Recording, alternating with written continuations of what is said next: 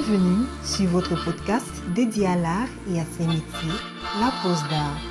Anecdotes, passions, parcours inspirants d'artistes d'ici pour le monde et ceux du monde pour ici. À suivre donc La Pause d'Art.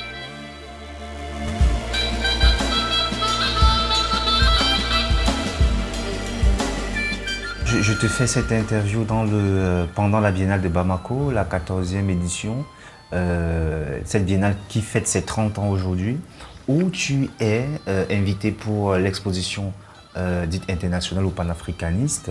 Peux-tu nous parler du travail que tu présentes à cette édition, s'il te plaît?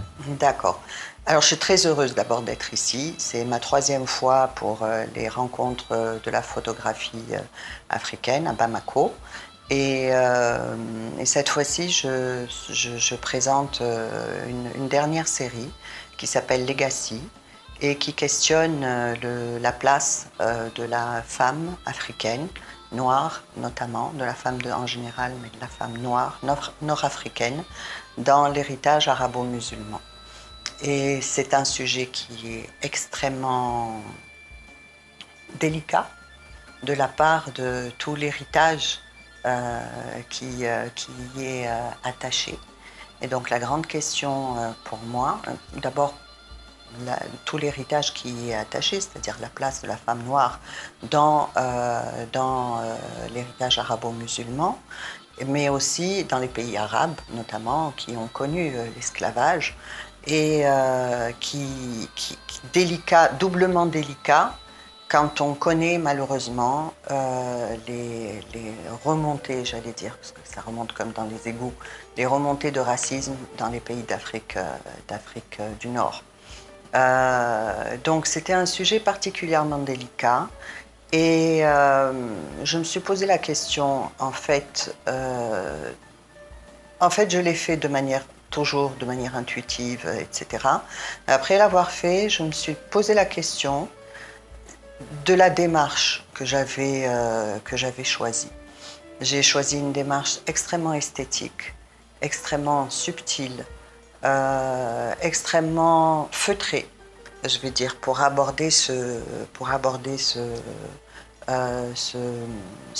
cette question.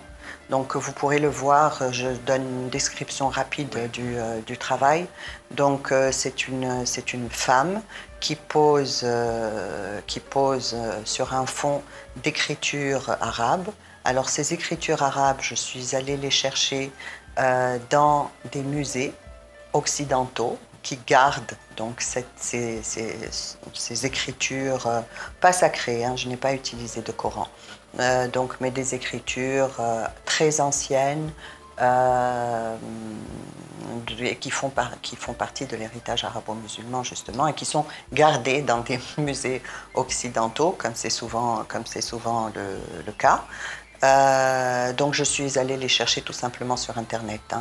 Hein. Donc j'ai pris ces écritures-là, j'ai fait poser ça c'était un premier travail de collecte donc, de ces fonds-là.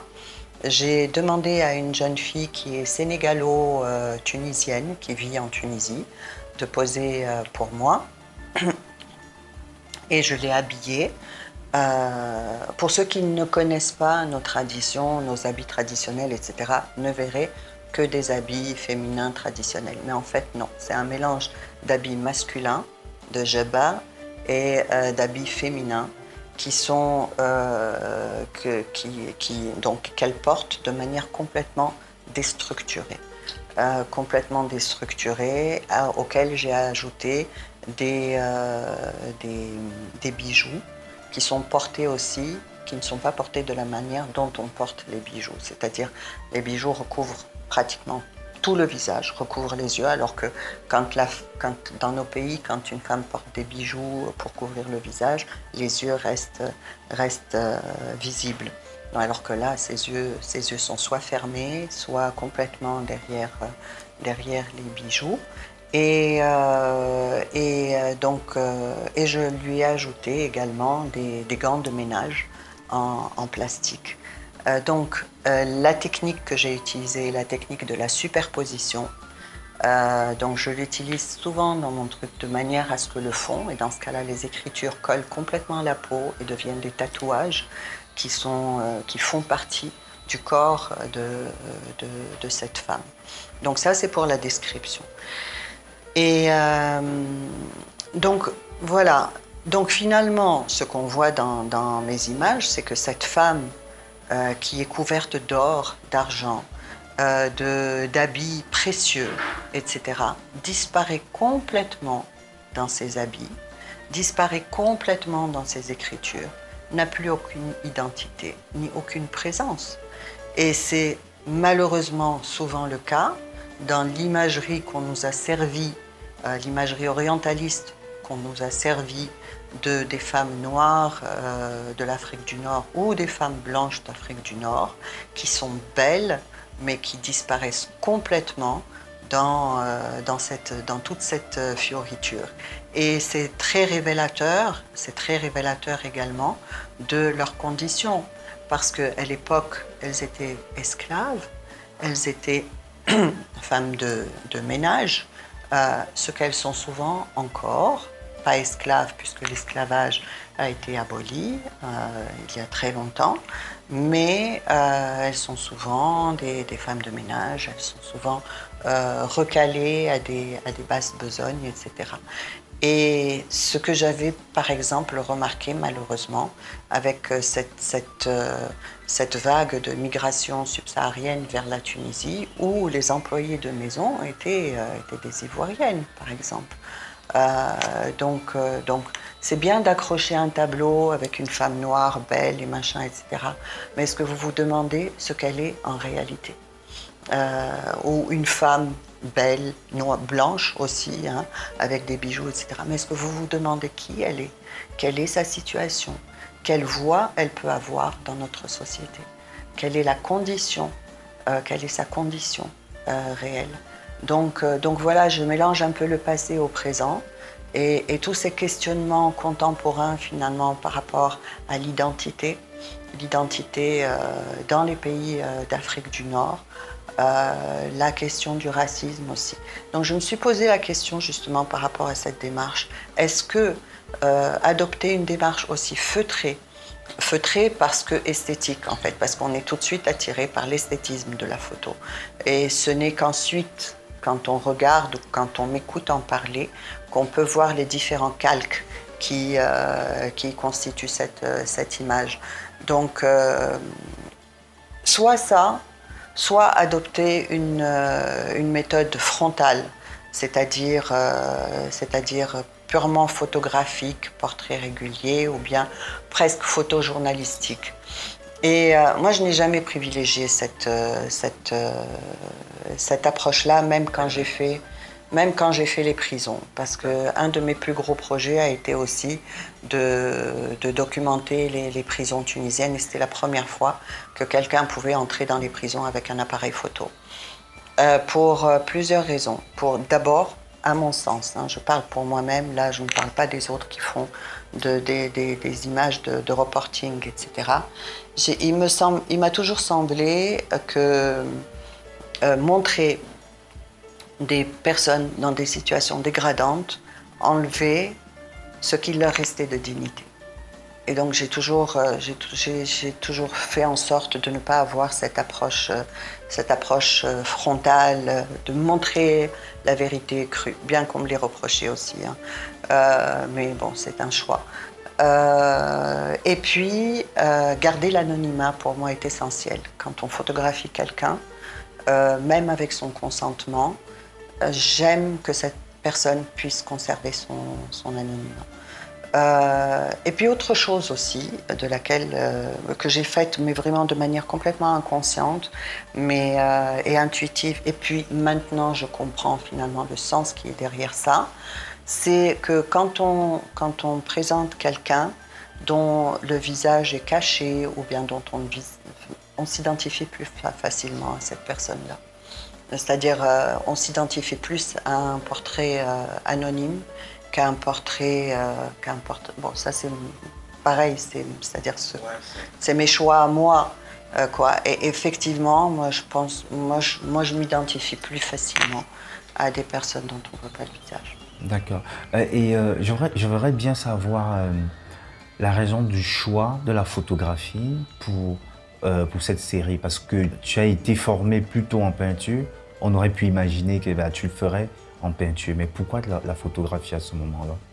Je fais plus de peinture, je ne peins plus du tout. Alors des fois on me dit mais tu veux pas revenir à la peinture et tout. Non, je n'en éprouve pas du tout le besoin. Pareil comme je te l'ai dit, donc j'ai fait de la photo parce que ça correspondait à un besoin réellement. De me mettre en scène, de me mettre en scène dans les images. Et ensuite, voilà, ensuite il y a eu la révolution en fait en Tunisie. Il y a eu la révolution, donc les photos que je faisais dans mon coin, dans mon atelier, etc., je me suis retrouvée projetée à l'extérieur. Donc à prendre des photos dans la rue avec des gens. Puis ensuite il y a eu la révolution, donc je suis entrée dans les prisons, j'ai fait les projets sur les prisons, etc. Et donc la photo était l'instrument qui correspondait à cette urgence, voilà, et cette immédiateté, j'allais dire, de pouvoir prendre tout de suite, alors que la peinture est un long processus de peinture d'abord, de couches, de séchage, on le fait seul, alors que la photo, on a son appareil et puis voilà, on le fait un peu partout, et donc c'est ce médium finalement qui me correspond le plus, et voilà, c'est pour ça que je l'utilise. La pose d'art.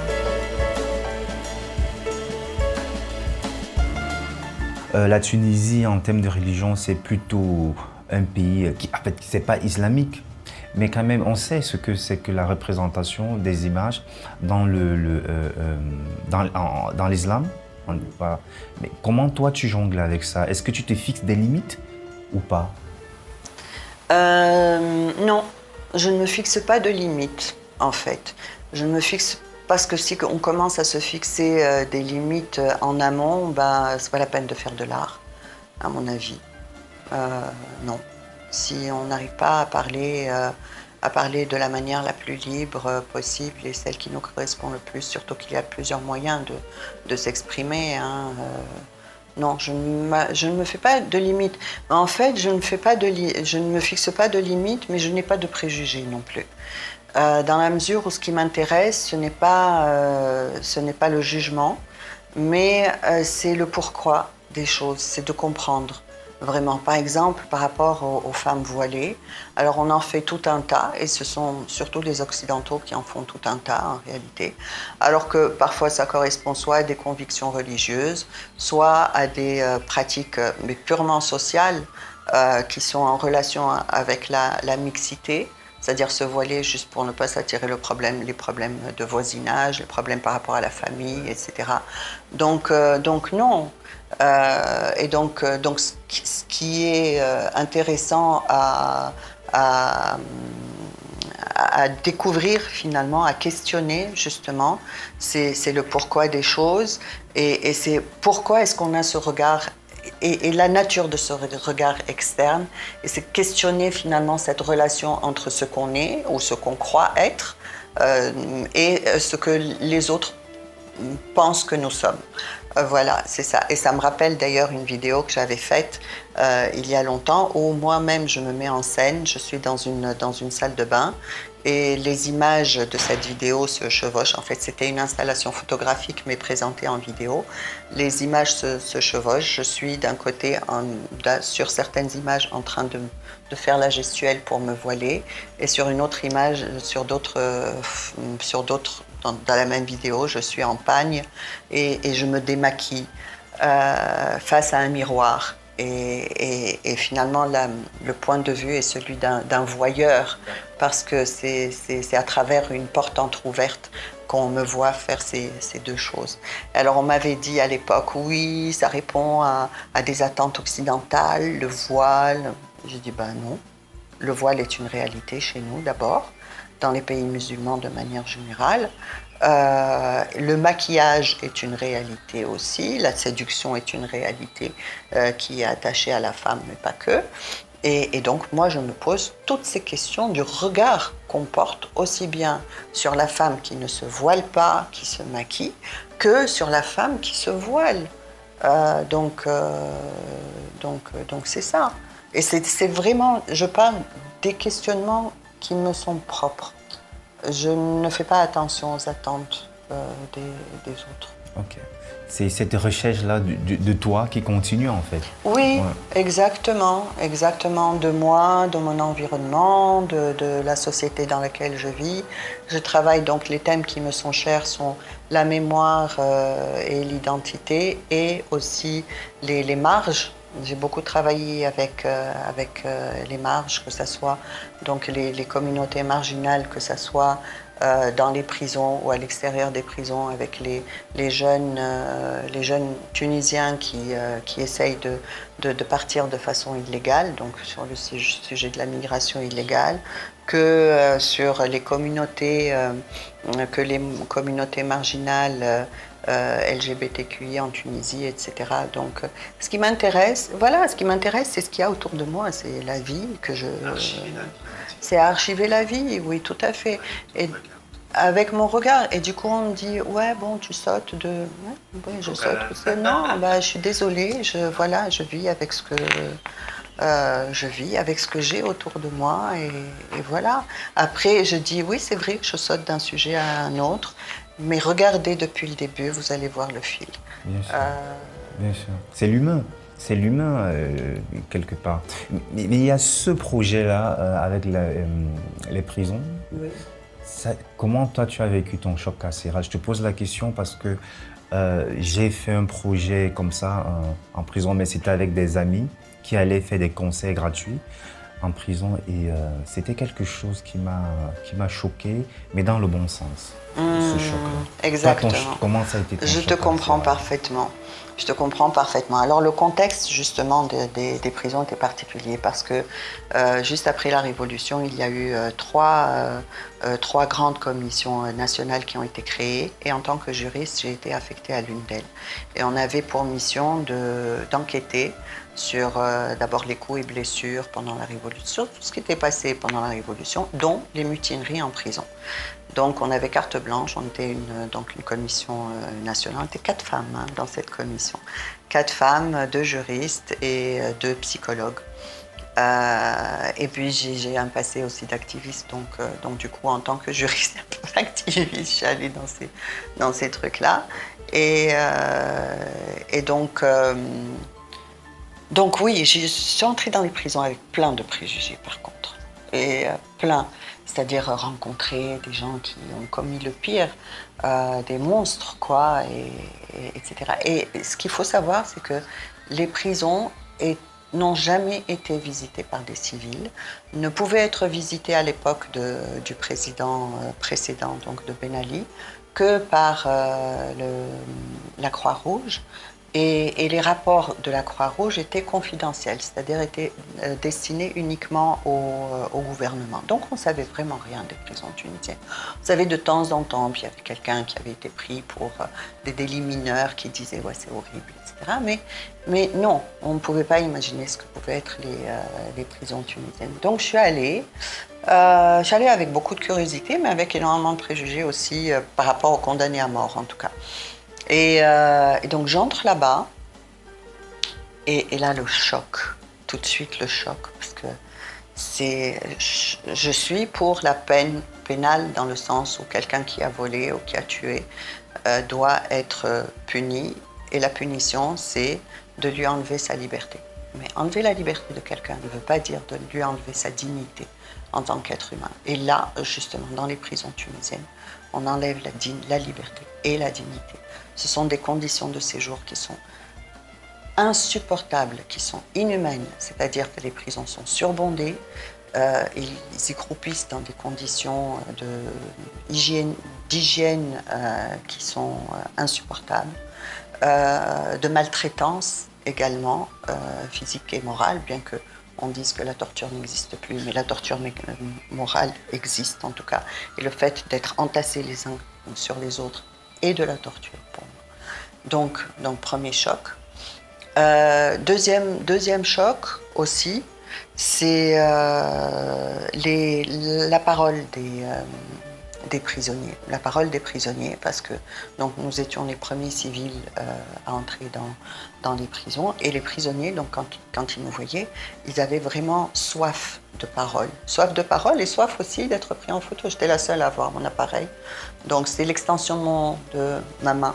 Et soif d'être pris en photo, soif de parole aussi, parce que c'est la première fois parce qu'ils pensaient que nous allions être le relais, faire le relais de cette parole. Donc les témoignages qui pointent du doigt une justice à plusieurs vitesses. Je ne dirais pas à 2 vitesses, mais à plusieurs vitesses. C'est-à-dire que les plus pauvres, ceux qui ont le moins de moyens, sont ceux qui, malheureusement, font le frais de cette justice expéditive, qui ont des peines maximales, voilà. Donc une justice à 2 vitesses, maltraitance évidemment, et puis cette répression presque systématique, alors que les peines alternatives existent dans la législation tunisienne. Donc répression tout de suite, ah, t'as fait ça, prison directe. Et donc voilà, deuxième constat. Troisième constat, quand on a visité le pavillon des condamnés à mort. Parce qu'à l'époque, donc avant les révolutions, on a toujours la peine capitale en Tunisie, mais il y a un sursis à application. Mais à l'époque, les condamnés à mort étaient quand même mis dans des pavillons à part, avec les homosexuels d'ailleurs. Donc pavillon des condamnés à mort, pavillon des homosexuels. Et donc là, c'est là que j'y suis allée avec des préjugés. Je me suis dit, c'est des violeurs, c'est des tueurs, c'est des monstres. Et je retrouve devant moi des êtres humains dans la déchéance la plus absolue. Des gens qui n'ont pas vu la couleur du ciel pendant des années, qui ont perdu des souvenirs de leurs enfants. Et je me dis, et c'est là, en fait, je pense que ce n'est que dans les prisons qu'on touche à l'humain dans sa plénitude et dans ses paradoxes aussi, le bien, le mal. Et le bien, le mal se confondent dans ces êtres humains. Et ça a été pour moi une leçon d'humilité, les prisons, vraiment. Une grande leçon d'humilité. Et donc je sors de là-bas complètement changée, vraiment changée, traumatisée bien sûr. J'ai beaucoup de mal à me remettre de cette expérience jusqu'au jour où, justement, à Dream City, il y a eu l'appel à projet, c'était l'artiste et les libertés, face aux libertés. Et moi, je me dis non, c'est l'artiste face à l'absence de liberté, quoi. Et donc, je fais ça, je soumets ce projet. Et donc, comme c'est un festival en espace public, j'avais choisi un parking souterrain très glauque. Un parking souterrain de 3 étages qui est resté opérationnel d'ailleurs et que j'ai transformé en prison avec des installations photo grand format, des installations physiques, des installations sonores, etc. pour faire découvrir à tous ceux qui entreraient ou gareraient simplement leur voiture cet univers carcéral. Donc de là, il y a un éditeur qui a repéré cette installation, ces photos. Et j'ai sorti un livre, justement, Corridor, où il y a toutes les photos, mais il y a aussi... les photos sont très subjectives, parce que si vous pouvez les voir sur mon site, c'est vraiment une superposition. Pourquoi cette fois-ci une superposition? Parce que j'ai voulu transmettre exactement le choc des émotions que j'ai eues et des images que j'ai eues dans ma tête, qui s'entrechoquent, hein, des émotions et des images qui s'entrechoquent, et c'est vraiment ce que j'ai voulu rendre. Donc autant les photos étaient subjectives, autant le texte est objectif, puisque je me suis basée sur le témoignage des prisonniers pour raconter cette expérience-là. Merci beaucoup, ça a été au-delà du témoin, en fait, du travail de l'artiste. Vraiment, ce travail sur les prisons, il faut absolument que je le voie. Ah ben avec grand plaisir. J'irai visiter direct ton site. Bon, je dis bon dimanche à tous les auditeurs et à très vite pour une autre pause d'art. Ciao. Merci à vous d'être si nombreux à nous écouter. Nous vous donnons rendez-vous la semaine prochaine pour aller à la découverte d'une histoire intimement liée à l'art. La pause d'art est une idée d'Yvon Gassam. Voix off, Solange Nembe. Musique, Tumo. Mixage, Ralin Gangmo. Réalisation, Yvon Gassam. La pause d'art est un podcast produit par African Entertainment avec le soutien du laboratoire de théâtre de Yaoundé, Otni et de Satek Records.